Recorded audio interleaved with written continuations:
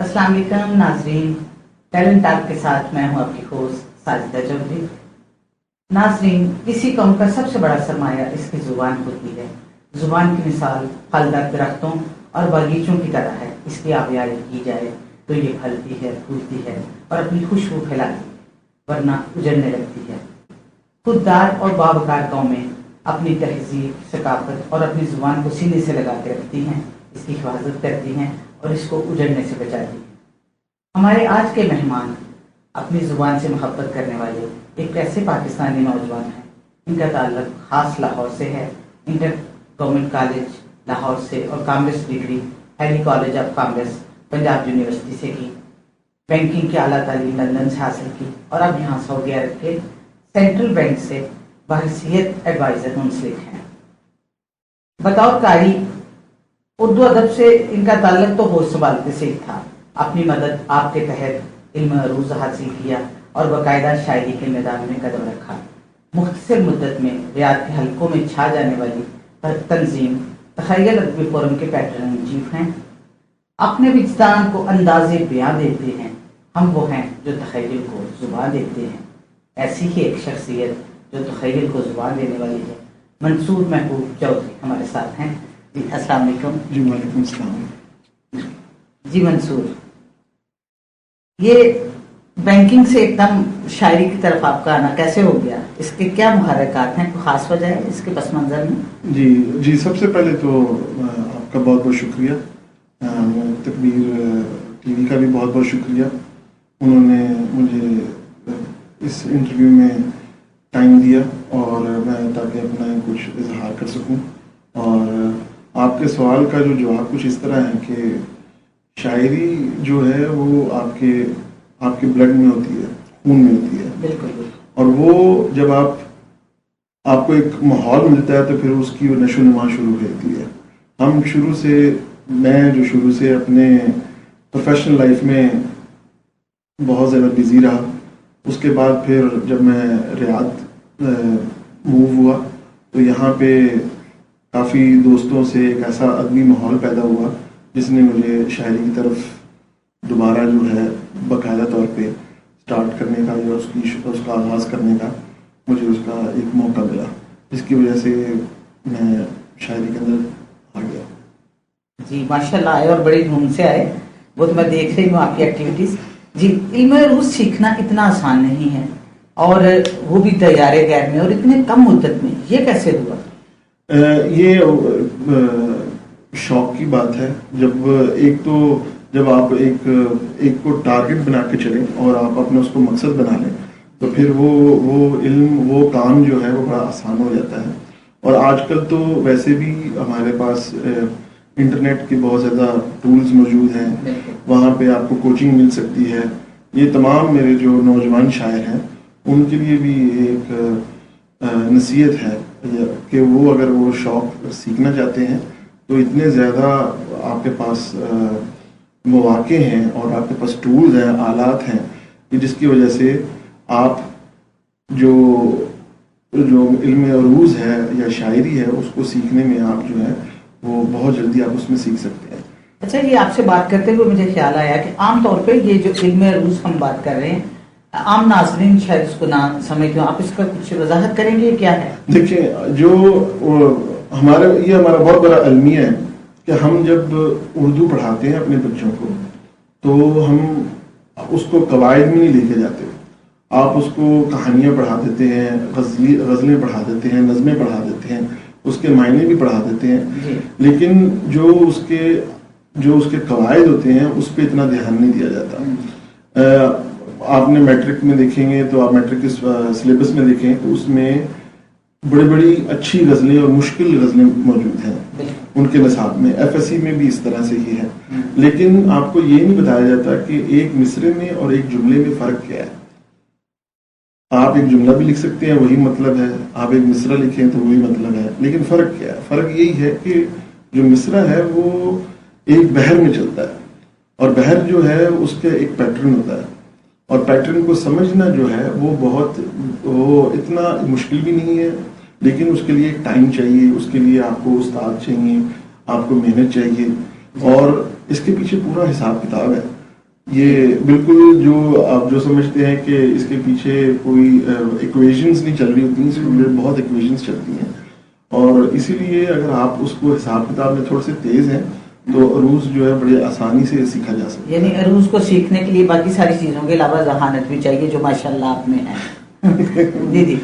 اچھا، یہ تخیل ادبی فورم کھولنے کا کیا خیال آیا؟ ریاض میں بہت سی ادبی تنظیمیں کام کر رہی ہیں اور وہ سمجھتی ہیں کہ وہ بہت اچھا کام کر رہی ہیں، تو یہ 1.5 یونٹ کی مسجد آپ نے کیا بنا ڈالی؟ مجھے بتائیں اس کے متعلق. اس کے پیچھے محرکات جو ہیں وہ زیادہ تر ادب کی خدمت کے لیے ہیں. وہ جو تنظیم چلانا ایک بہت ہی مشکل کام ہے، اور فلاحی تنظیم چلانا تو اور مشکل کام ہے، اور دیار غیر میں فلاحی تنظیم چلانا تو اس سے بھی بڑا مشکل کام ہے. تو ہمارے ساتھ ایز اے ہیومینٹی اور انسان کے طور پہ یہ بڑا مسئلہ ہوتا ہے کہ جب ہم کسی بھی تنظیم کے ساتھ بہت زیادہ کام کرتے ہیں تو اس پہ پرسنل آپ کی چھاپ آنا شروع ہو جاتی ہے، ذاتی چھاپ، جس کی وجہ سے وہ تنظیم جس کی بنیاد ادب کی یا جو بھی اس کا جو بھی آبجیکٹو ہے، مقصد ہے، وہ اس سے پڑے ہٹ جاتا ہے، اور پھر جو اس تنظیم کو لے کے چل رہا ہوتا ہے اس کے پرسنل یا اس کے ذاتی جو مقاصد ہیں وہ اس میں ظاہر ہونا شروع ہو جاتے ہیں.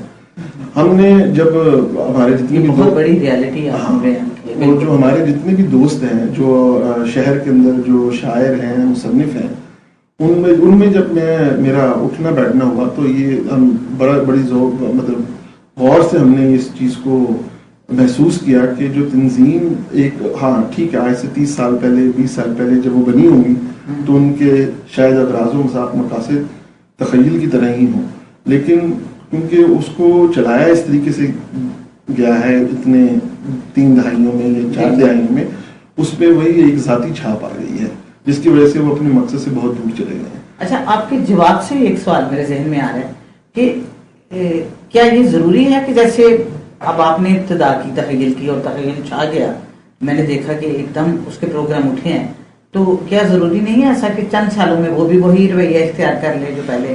بالکل ہو سکتا ہے، اور ہماری پوری کوشش ہوگی کہ ہم اس طرف اپنی تنظیم کو نہ جانے دیں. اگر ہمارا جو مین ایجنڈا اس وقت یہ ہے کہ تخیل پہ کسی انسان کی چھاپ نہ ہے، اور اس وقت تخیل جو ہے وہ اپنا ایک اس کا ایک اپنا سٹیٹس ڈفرینٹ ہے. اس کو لوگ منصور چودھری کی وجہ سے نہیں جانتے، اس کو لوگ یا کسی اور تخیل کے ممبر کی وجہ سے نہیں جانتے. تخیل اپنے پروگراموں کی وجہ سے، تخیل اپنے جو انہوں نے اغراض و مقاصد ایک تنظیم کے طور پہ وہ ایک سیپریٹ اینٹی کے طور پہ کھڑا ہے. اور انشاءاللہ تعالی ہماری کوشش ہوگی کہ ہم اس پہ کسی بھی پرسنل جو یہ ذاتی چھاپ نہ آنے دیں. اور اس سے سب سے بڑا کام ہم نے یہ کیا ہے کہ جو بھی عہدہ ہے ہمارا وہ اس کے ایک میعاد ہے، اور اس کے بعد چاہے پیٹرن چیف بھی ہو، پیٹرن چیف اگر آپ دیکھیں گے تو دوسری جو تنظیمیں ہوتی ہیں اس میں وہ لائف ٹائم ہوتا ہے، ساری زندگی کے لیے اس کو بنایا جاتا ہے. لیکن ہمارا جو منشور ہے وہ یہی ہے کہ پیٹرن چیف کو آپ ایک خاص عرصے کے لیے جو کہ 3 سال ہے اس کے لیے رکھا جائے. اس کے بعد پیٹرن چیف بھی چینج ہوگا، ہماری انتظامیہ بھی چینج ہوگی، اور ہو سکتا ہے وہی لوگ ہیں لیکن وہ مختلف جو منصب کا جو چینجز آئیں گی. تو انشاءاللہ تعالی ہم کوشش کریں گے ہم اس طرف اپنی تنظیم کو نہ لے کے دیں. کیونکہ دیکھیں ہمارا یہ جو ادبی تنظیموں سے بہت زیادہ ہم اپنے آپ کو انوالو کرتے ہیں پردیس میں رہنے والے لوگ خاص طور پہ، کیونکہ یہ ہماری اردو زبان کی ترویج کے لیے کام کر رہے ہیں. ہماری بہت انسیت ہوتی ہے ان چیزوں سے، ان ایسی تنظیموں سے، تو ان کو ہم بڑا مثبت لیتے ہیں. لیکن جب وہ منفی چلتی ہیں تو وہ کافی پریشان کن صورتحال ہو جاتی ہے. لیکن بہرحال ہم ان کو خراج تحسین پر پیش کرتے ہیں ساری ایسی تنظیموں کو جو دیار غیر میں رہ کے اپنی زبان کے لیے کام کر رہی ہیں. آپ اکاؤنٹنٹ ہیں، بینکر ہیں، شاعر ہیں، اتنا کچھ ہیں، اور میرا خیال ہے نثر کی طرف بھی جائیں گے. یہ کھلا تضاد نہیں؟ دیکھنے میں تو ایسا ہی لگتا ہے کہ یہ تضاد ہے. میں نے آپ سے وہ جب پچھلا بھی ایک سوال میں وہ کہا تھا کہ جو عروض ہے اس کے پیچھے پورا ایک میتھس کام کرتا ہے. اگر جو سیکھتا ہے نا تو اس کو پتہ لگ جاتا ہے کہ اس کے پیچھے ایک حساب ہے، اور وہ حساب آپ بڑی جلدی سے سیکھ جاتے ہیں اگر آپ اکاؤنٹنٹ ہوں اور اگر آپ بینکر ہوں، سارا جو آپ کا جو محور وہ یہی ہے آپ کا کہ آپ اس میں دلچسپی لیں اور بڑی جلدی پھر انشاءاللہ تعالیٰ آپ میں اس میں آپ ترقی بھی کر سکتے ہیں اور سمجھ بھی آئے گی اور انشاءاللہ تعالیٰ بہتر ہو جاتا ہے، جلدی ہو جاتا ہے. میرے حساب سے یہ دونوں آپس میں تضاد نہیں ہے، basically they are very close to. یعنی آپ نے اپنے پروفیشن کو اپنے شوق میں یوز کیا ہے. جی جی بالکل بڑی بالکل اچھی بات ہے، یہ ایک اچھا پوائنٹ ذہن میں آیا.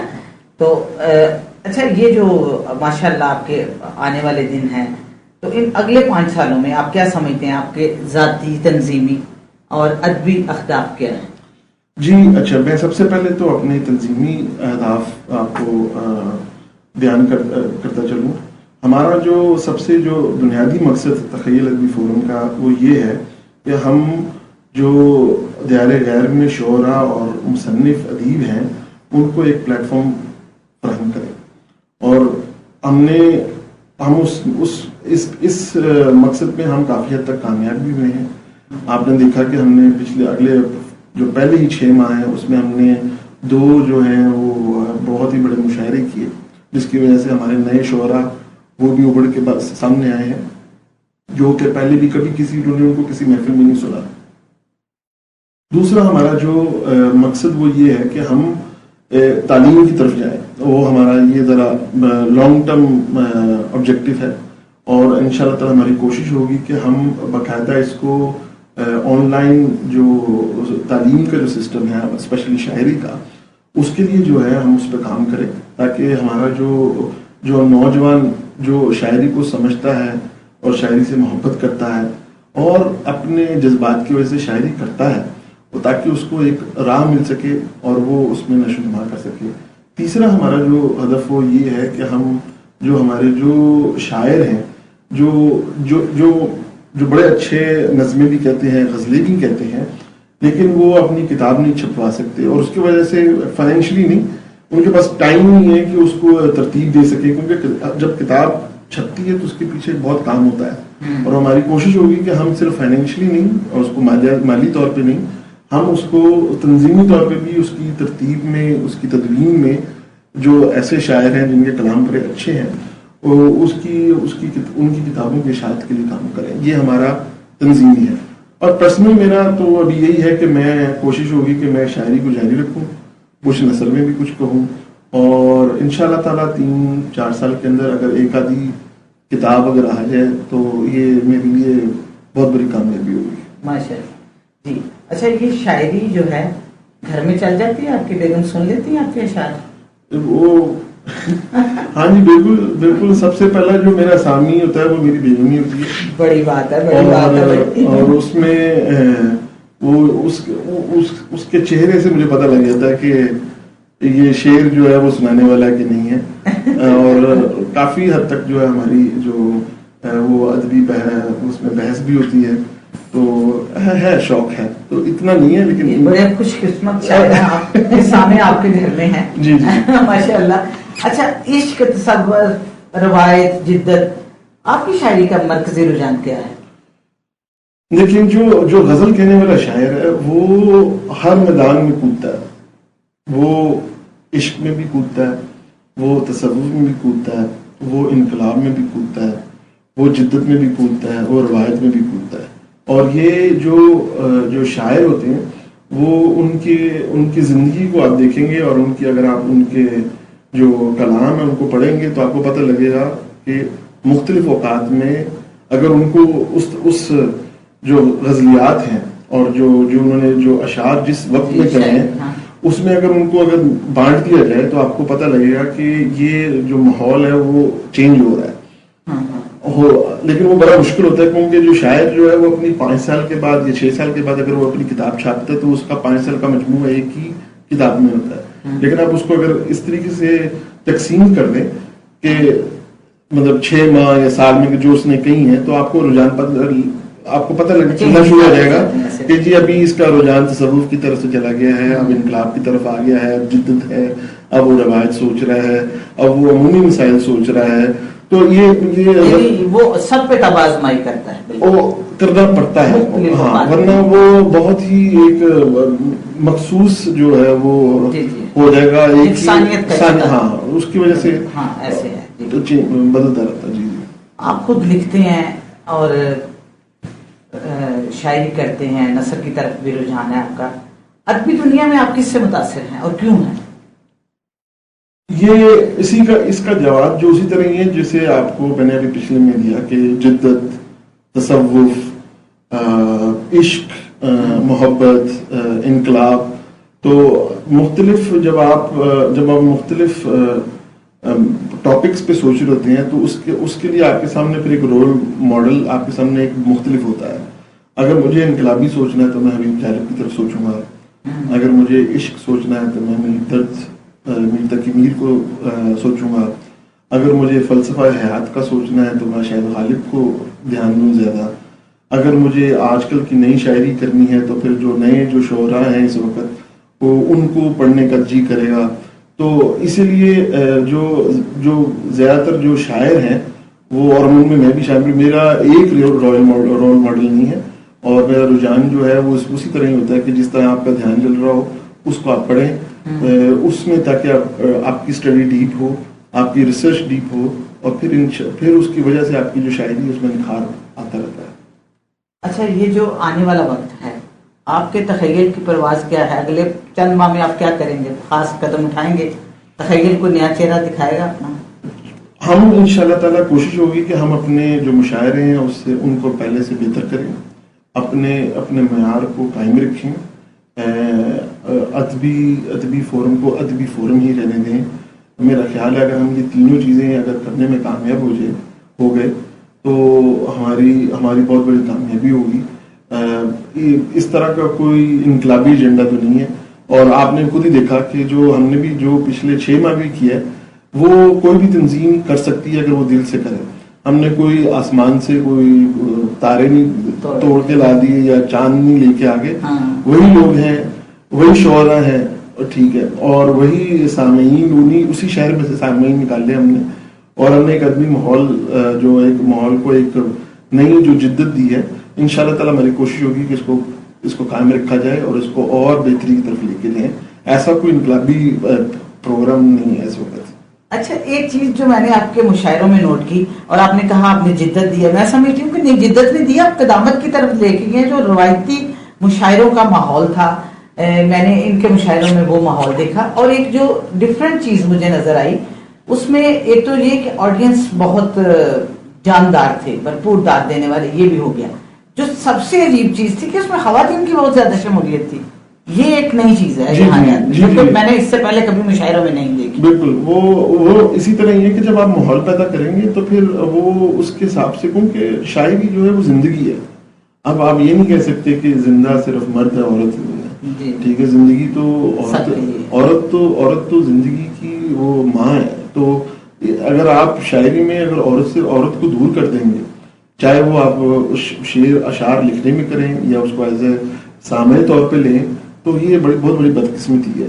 اور ہماری انشاءاللہ تعالیٰ کوشش ہوگی کہ ہم خواتین کا ہماری کوشش ہوگی کہ ہم ان کو اسٹیج پہ لے کے آئیں، اور آپ نے بھی پڑھا، ٹھیک ہے، پہلے ہمارے مشاعرے میں آپ نے پڑھا، جیسے کہ میں بہت کم آتی ہوں مشاعرے میں، لیکن آپ لوگوں نے جس طرح ایک ماحول کریٹ کیا، اس میں آنا۔ اور دوسرا ہمارا پروگرام وہ بھی ایک خاتون کے نام پہ تھا، ڈاکٹر شناز مزمل کے تھا۔ تو ہماری انشاءاللہ تعالیٰ کوشش ہوگی کہ ہم ہمارا جو اگر دوسرا 50% ہے ہماری پاپولیشن کا، اور بہت بڑا حصہ ہے، اس کو ہم اسی طریقے سے انگیج رکھیں جیسے ہم اپنے مردوں کو انگیج رکھتے ہیں۔ ایک شاعر ہمارے پاس ہوں اور ہم ان کے ساتھ ادب پہ اتنی گفتگو کر لیں، ان کی شاعری کی بات کر لیں اور ان سے اشعار نہ سنیں، تو یہ ان کے ساتھ بھی زیادتی ہے اور ہمارے ساتھ تو زیادتی ہے۔ تو منصور میں وہ چودھری سے ہم پوچھتے ہیں کہ کچھ اپنے پسندیدہ اشعار ہم سب کے ساتھ شیئر کریں۔ تو جی، تو چند اشعار ہیں غزل کے کہ یادوں کی گٹھری لیے چل رہا تھا، یادوں کی گٹھری لیے چل رہا تھا، منہ سینے پہ میں خود تل رہا تھا۔ واہ واہ، یادوں کی گٹری لیے چل رہا تھا، منہ سینے پہ میں خود دل رہا تھا، دشمنی دوستی میں ڈھل رہی تھی، دشمنی دوستی میں ڈھل رہی تھی، تام آستین میں پل رہا تھا۔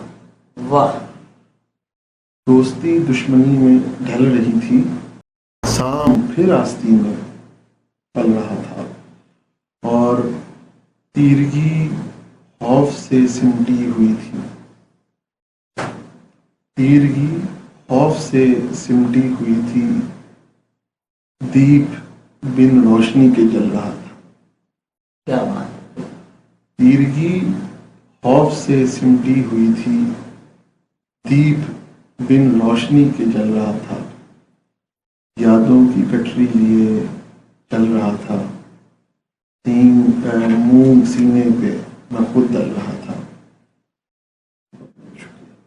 جی ناظرین، دوستی دشمنی میں ڈل رہی تھی، سام پھر آستی میں پل رہا تھا۔